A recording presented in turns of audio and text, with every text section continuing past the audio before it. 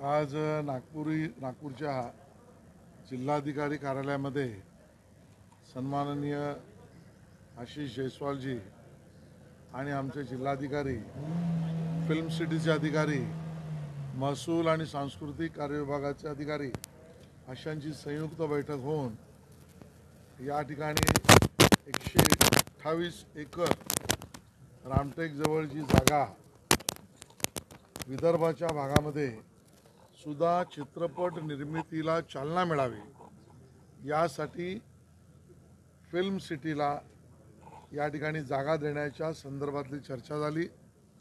3 निर्णय त्यामध्ये महत्त्वाचे झाले। महसूल विभागाकडून जिल्हाधिकारी, सांस्कृतिक विभागाकडे 128 एकर जागा हस्तांतरित करण्याचा प्रस्ताव 15 दिवसामध्ये त्या ठिकाणी आता गती दिली जाईल। दुसरं, आपल्याकडे शासन निर्णयानुसार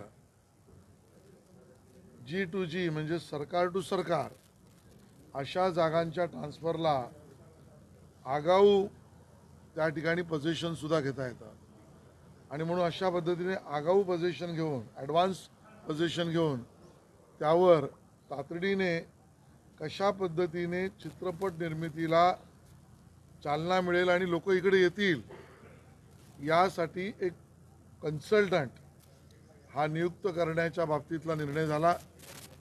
कन्सल्टंटचा रिपोर्ट आल्यानंतर सर्व विदर्भातील स्टेक होल्डर्सना एकत्र करून त्या ठिकाणी त्याच्यावर अंतिम निर्णय होईल आणि या ठिकाणी ही चित्रनगरी विदर्भासाठी उभं राहण्याच्या प्रस्तावाला आज गती मिळाली आणि त्याबद्दलचे निर्णय झाले।